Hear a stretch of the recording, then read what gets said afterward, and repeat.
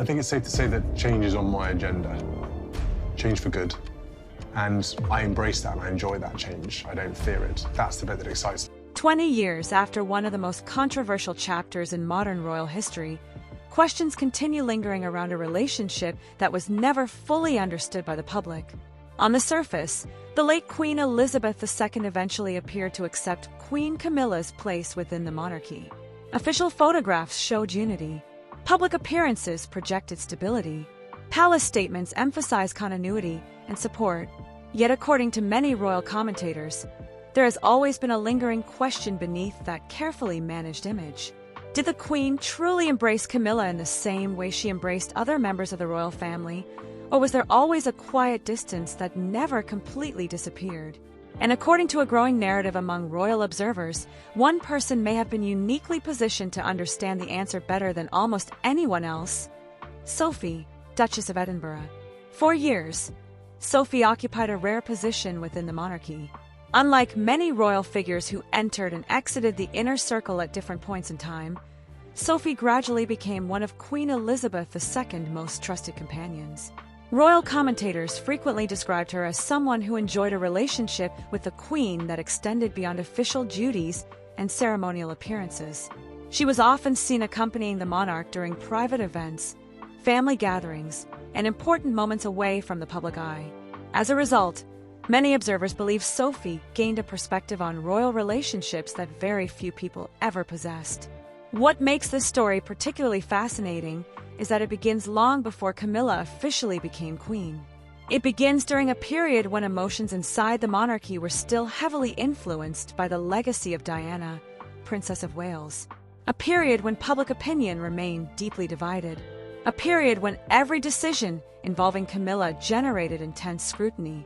According to many royal analysts, the late queen found herself balancing two competing responsibilities during those years.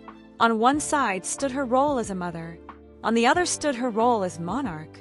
As a mother, she understood King Charles's determination to build a life with the woman he loved. As monarch, she also understood the enormous public resistance surrounding Camilla's position. This conflict reportedly shaped many of the Queen's decisions during the years that followed. According to royal commentators, Queen Elizabeth's approach to difficult situations was rarely dramatic. She seldom expressed strong emotions publicly and almost never allowed personal feelings to interfere with institutional stability. Instead, she relied on patience, caution, and a long-term view of the monarchy's future. Because of this, many observers argue that understanding her true feelings often requires looking beyond official statements and examining her actions over time. This is where Sophie allegedly becomes an important figure in the story. And I think that the timing is interesting, and we can get into that. Prince William is looking far more long-term at the viability, reputation, and indeed existence of the monarchy. Unlike commentators, journalists, or outside observers, Sophie was present for much of the gradual evolution of Camilla's role within royal life. She witnessed the changing dynamics. She observed family interactions. And according to supporters of the narrative, she saw the difference between public acceptance and private comfort. Whether those interpretations are accurate remains impossible to verify. However, the perception itself has fascinated royal watchers because it offers a potential explanation for something that many people noticed but struggled to define. Throughout the years, the Queen consistently fulfilled her duties toward Camilla with professionalism and respect. She supported constitutional stability. She supported Charles's future. And eventually, she publicly endorsed Camilla's future position as queen consort. Yet according to many observers, those actions did not necessarily answer the deeper question. Did acceptance mean complete approval? Did duty mean personal comfort? Or was the Queen simply doing what she believed was necessary to protect the institution she had spent her entire life serving? According to many royal commentators, those questions sit at the very heart of the story. Because as Camilla's position within the monarchy gradually strengthened, Sophie allegedly found herself witnessing subtle moments, quiet decisions, and private signals that some observers now believe revealed far more about the late Queen's true feelings than any official palace statement ever could. According to many royal commentators, Understanding why Queen Elizabeth's relationship with Camilla remains such a subject of fascination requires looking back at the extraordinary challenges the monarchy faced during the late 1990s and early 2000s.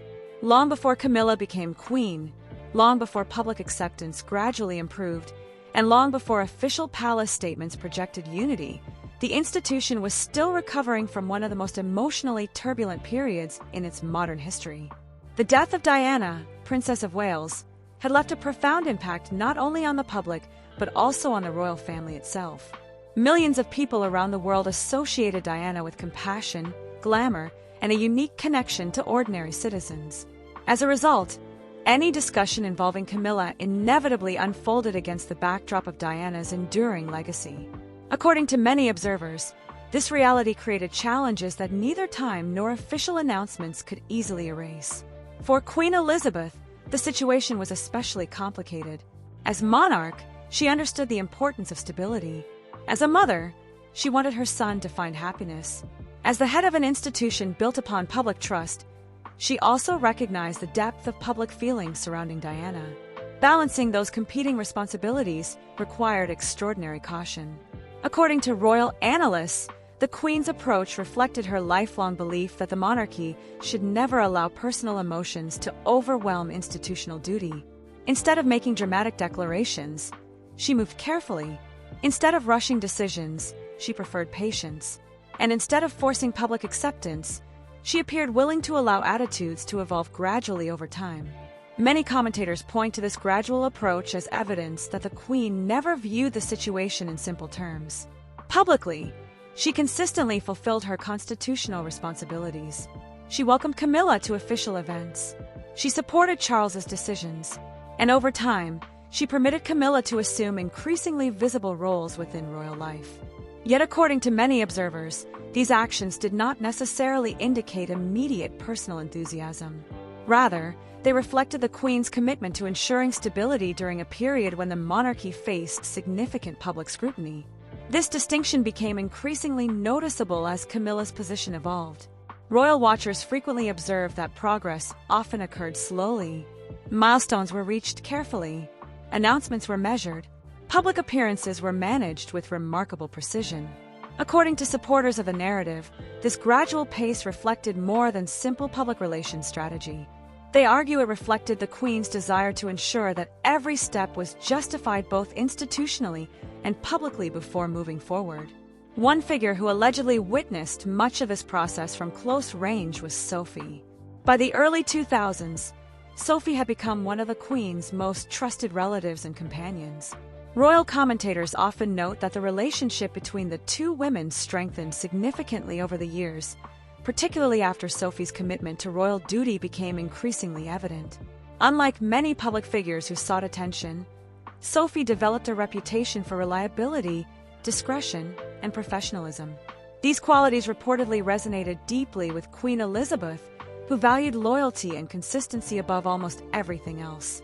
According to many observers, Sophie's proximity to the Queen allowed her to notice details that escaped public attention. Not dramatic confrontations, not explosive arguments, but subtle moments, small gestures, carefully chosen decisions. The kinds of signals that rarely appear in official statements, yet often reveal how people truly feel. Supporters of the narrative argue that Sophie gradually came to recognize an important distinction in the Queen's attitude toward Camilla. The Queen respected her. The Queen treated her fairly. The Queen acknowledged her role in Charles's life. But complete acceptance and professional accommodation are not necessarily the same thing.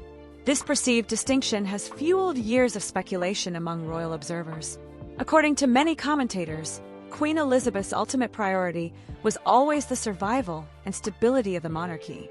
If supporting Camilla's gradual integration into royal life served that objective, then she would do so regardless of any private reservations she may or may not have held. That approach was entirely consistent with the Queen's character. Throughout her reign, she repeatedly demonstrated a willingness to place institutional responsibility above personal preference. As Camilla's public image slowly improved, and Charles remained unwavering in his support, the path toward eventual acceptance became clearer. Yet according to supporters of the narrative, Sophie allegedly noticed that the Queen's actions often reflected duty first and personal feelings second. And it was this subtle but important distinction that many royal commentators believe may hold the key to understanding why questions about the late Queen's true feelings toward Camilla continue generating debate even decades later. According to many royal commentators, the most intriguing part of the story involves the difference between what the public saw and what may have been happening behind palace walls. Throughout her reign, Queen Elizabeth II was known for maintaining extraordinary discipline when it came to separating personal feelings from public duty. Rarely did she reveal private emotions. Rarely did she allow personal relationships to influence official decisions. And because of that, understanding her true views often requires looking not at what she said, but at what she did. According to supporters of the narrative, this is precisely where Sophie allegedly began noticing details that many others overlooked. As Camilla gradually assumed a more visible role within royal life, public appearances became increasingly common. Official photographs frequently showed a united royal family. Major celebrations projected harmony. State events reflected stability. To outside observers, these developments suggested that any tensions from the past had largely disappeared. However, according to many royal analysts, palace relationships are rarely as simple as they appear in official images. The monarchy is built upon tradition, protocol, symbolism, and countless subtle signals that often carry meaning understood only by those closest to the institution. Supporters of the narrative argue that Sophie was uniquely positioned to recognize those signals. She spent years accompanying the Queen. She observed countless interactions.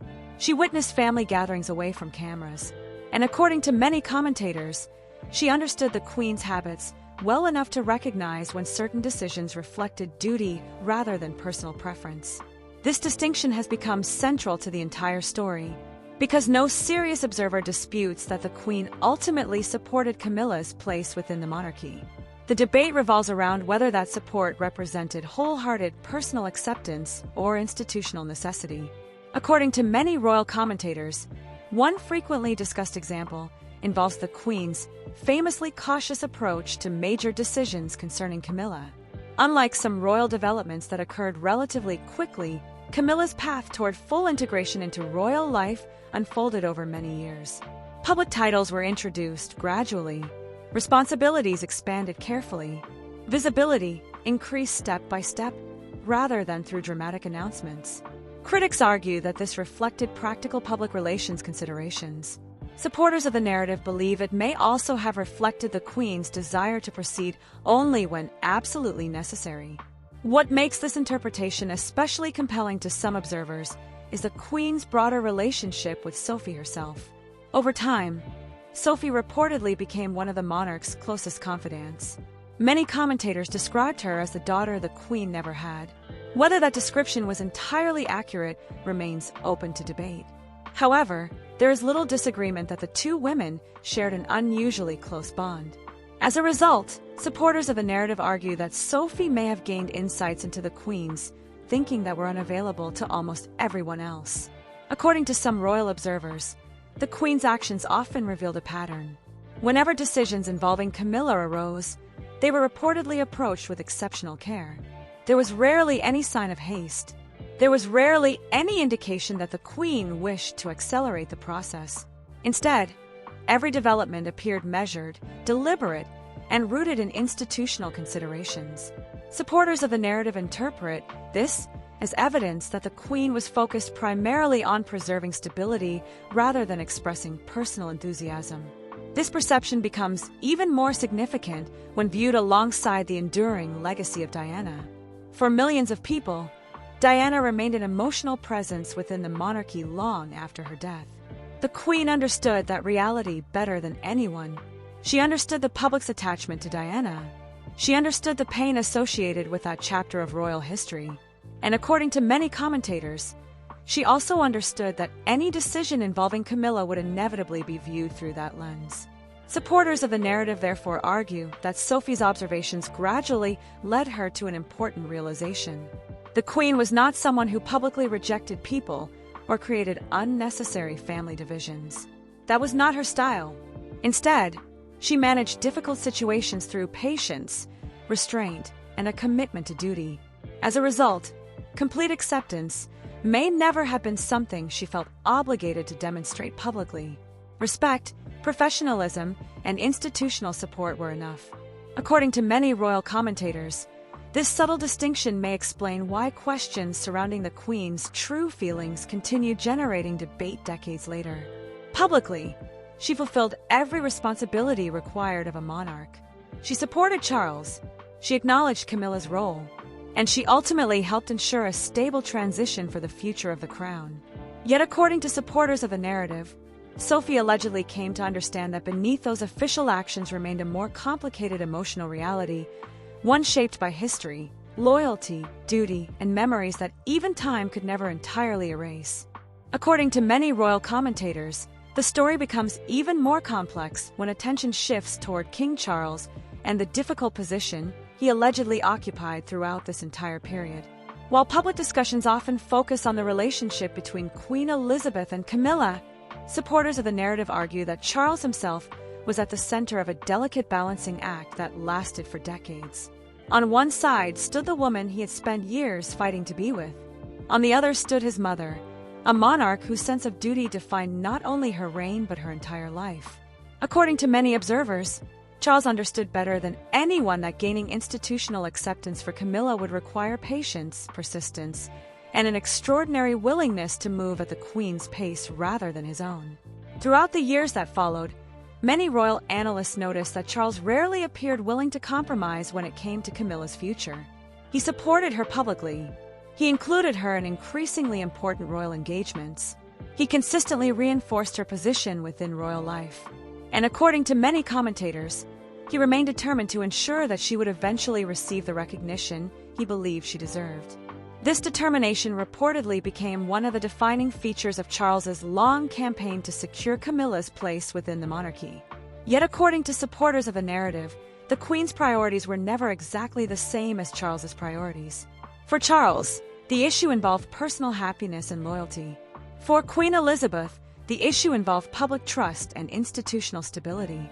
This distinction allegedly created a subtle but important difference in perspective. Neither side necessarily opposed the other, but neither side approached the situation from exactly the same position. According to many royal observers, this is where Sophie allegedly began understanding the deeper reality behind many of the Queen's decisions. The Queen was not a person who allowed personal feelings to dominate public responsibilities. Throughout her 70-year reign, she repeatedly demonstrated that her first loyalty was to the institution she had sworn to serve. As a result, supporters of the narrative argue that even when she made decisions supporting Camilla's growing role, those decisions were often shaped by what she believed was necessary for the crown rather than by personal preference. This perception became especially significant during the later years of the Queen's reign. Public resistance toward Camilla had gradually softened. Media coverage became less hostile, official appearances became more routine, and Camilla increasingly assumed responsibilities associated with senior royal status. According to many commentators, these developments made it easier for the Queen to support a clearer path forward. However, supporters of the narrative argue that gradual acceptance should not automatically be confused with complete emotional endorsement. That distinction sits at the heart of the entire story. Because acceptance can be institutional, acceptance can be practical, acceptance can be necessary, yet personal feelings often remain far more complicated. Many royal commentators point to the Queen's historic message before her Platinum Jubilee as one of the clearest examples of this complexity. In that message, Queen Elizabeth publicly expressed her sincere wish that Camilla would be known as Queen Consort when Charles eventually became king. The announcement was widely viewed as a major milestone and was interpreted by many people as the Queen's definitive endorsement of Camilla's future role.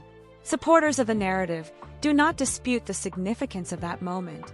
Instead, they argue that it demonstrated the Queen's unwavering commitment to ensuring a stable future for the monarchy, regardless of any personal reservations she may have held. According to many observers, Sophie allegedly came to appreciate this distinction more clearly than most people. She had witnessed the Queen's extraordinary ability to separate duty from emotion. She had seen how carefully major decisions were handled, and she understood that the Queen often measured success not by personal satisfaction, but by institutional stability. As a result, supporters of the narrative believe Sophie eventually recognized that the Queen's actions toward Camilla reflected a lifetime of service to the crown rather than a simple emotional journey from rejection to complete acceptance. According to many royal analysts, this realization helps explain why the story continues attracting attention decades later. It suggests that the relationship between Queen Elizabeth and Camilla may never have fit neatly into categories such as approval or disapproval. Instead, it was shaped by history, responsibility, public expectations, family loyalty, and the enormous burden of protecting an institution that extended far beyond any individual relationship. And according to supporters of the narrative, that understanding may be the key to unlocking one of the most enduring mysteries of the modern royal family. According to many royal commentators, the final chapter of this story is ultimately not about Camilla, Sophie, or even King Charles. Instead, it is about Queen Elizabeth II and the extraordinary sense of duty that defined her entire life.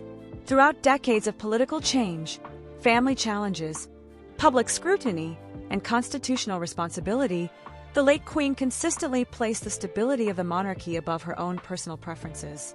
Supporters of the narrative argue that this principle may also explain her approach toward Camilla. Whether she felt complete personal acceptance or maintained private reservations is something only the Queen herself ever truly knew. Yet according to many observers, her actions demonstrated a commitment to protecting the institution regardless of her personal feelings. According to supporters of the narrative, this is the realization Sophie allegedly reached after years spent observing the Queen at close range. The Queen did not govern through emotion. She governed through duty. She did not make decisions based solely on personal relationships. She made decisions based on what she believed would preserve stability for future generations. And according to many commentators, understanding this distinction is essential to understanding the entire story. Because the question may never have been whether the Queen liked or disliked Camilla. The real question may have been whether personal feelings were ever allowed to influence the Queen's responsibilities as monarch. Supporters of the narrative argue that the answer was almost always no. This perspective helps explain why Queen Elizabeth's relationship with Camilla continues fascinating royal watchers decades later. The public often prefers simple narratives: complete acceptance or complete rejection, approval or disapproval, friendship or hostility. Yet according to many analysts, royal life rarely operates in such straightforward terms. Relationships inside the monarchy are often shaped by history, responsibility, public expectations, constitutional realities, and the need to think decades into the future rather than days or months. According to many observers, Queen Elizabeth understood those realities better than anyone. She understood the public's emotional connection to Diana. She understood Charles's determination to build a life with Camilla. She understood the importance of preserving confidence in the crown.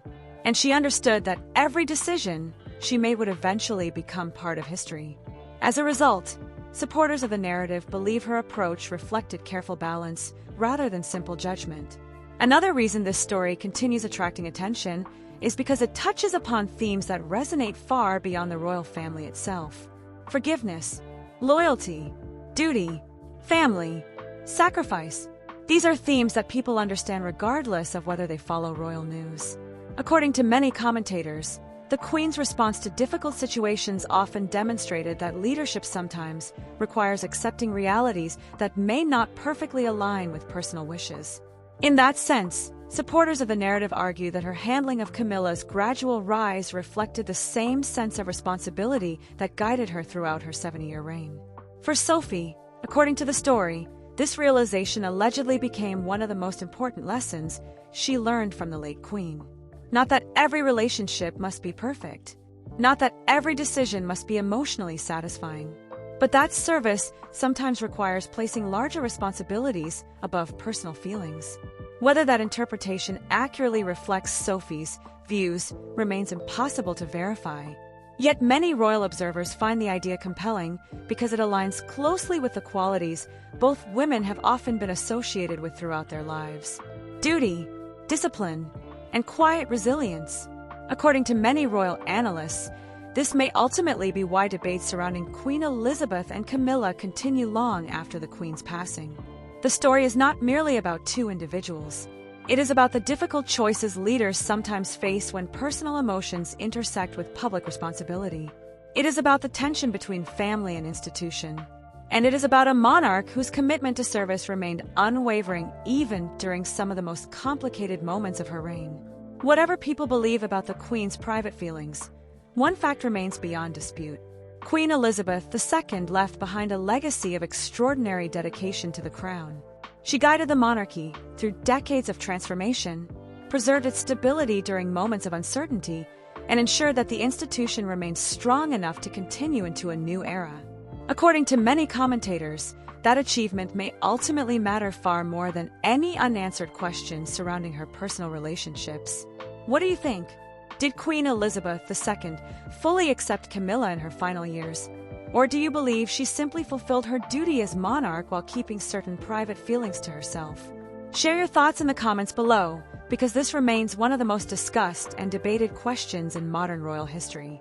If you enjoyed today's video, don't forget to like, subscribe, and turn on notifications so you never miss our latest coverage of Queen Elizabeth II, Sophie, Duchess of Edinburgh, Queen Camilla, and King Charles III. Thank you for watching, and we'll see you in the next video.